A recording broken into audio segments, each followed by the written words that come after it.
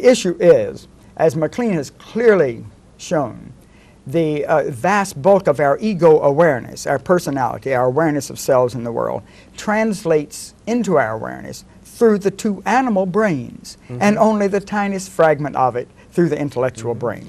But I'm gathering from what you said earlier about the brain tissue dissolving that it must be very crucial in the certain stages in the child's development that they get a lot of stimulation. Surely, and it depends on what kind of stimulation. See, Hilgard at Stanford, as you know, said that around about age 7, the child becomes acutely susceptible to suggestion of the ideas implicit in his society.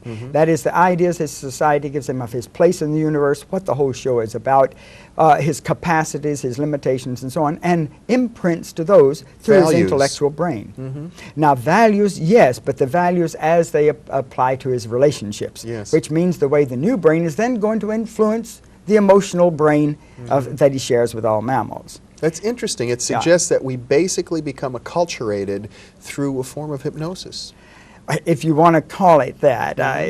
But the issue is that we imprint according to, our brain imprints and makes all its neural patterns according to the suggestions given. They don't even have to be spelled out to the child. They can be psychologically implied within the child's ambient, in his whole ambient. Now, that brings up another point, Jeffrey, and that is a whole raft of recent studies have shown that fully 95% of all learning and memory that the brain lays down in that neural patterning takes place beneath conscious awareness.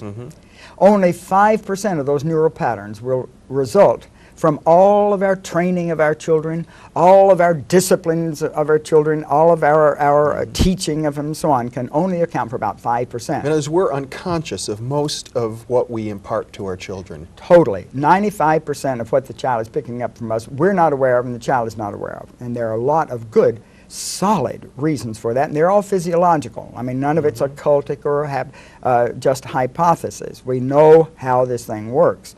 So it means that if you look at what most of us think about our child, we want a better world for our child than we've had. We don't want our child to have the bad behaviors that we have had.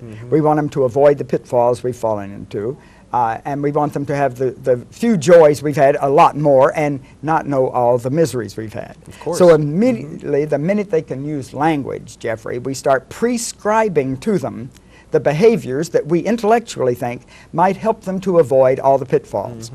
Now, we're trying to prescribe verbally through our teaching prescriptions for their behavior that will help them to keep from being who we actually are. But our nonverbal signals are just the opposite. They are who we actually are. But the child is simply imprinting with 95% of the whole psychic machinery of the brain to our states of being, to who we are physically, who we actually are emotionally, and to who we actually are intellectually.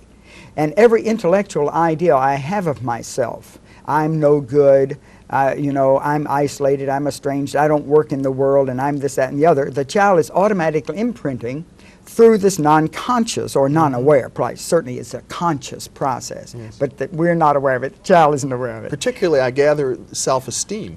Oh, any of these things. The slightest suggestion, you see, becomes simply the command of the child in this respect.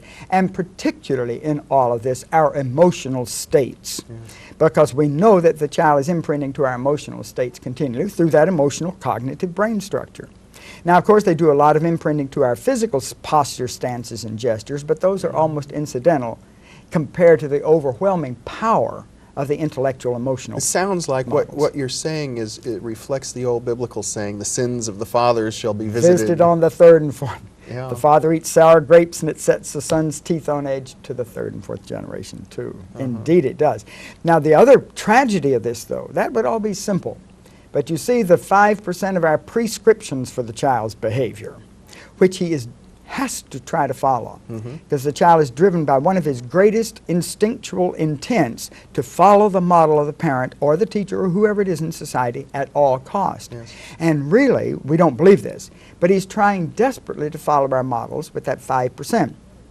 But since we're telling him to be something we are not, since we want a better world for the child, the other 95% is simply imprinting automatically to who we are. And of course, since who we are radically outweighs who we tell the child to be, the child is simply split right down the middle. Creates a conflict. Terrible conflict, and he cannot conceivably be who we tell him to be, because 95% of him is simply going to be who we are.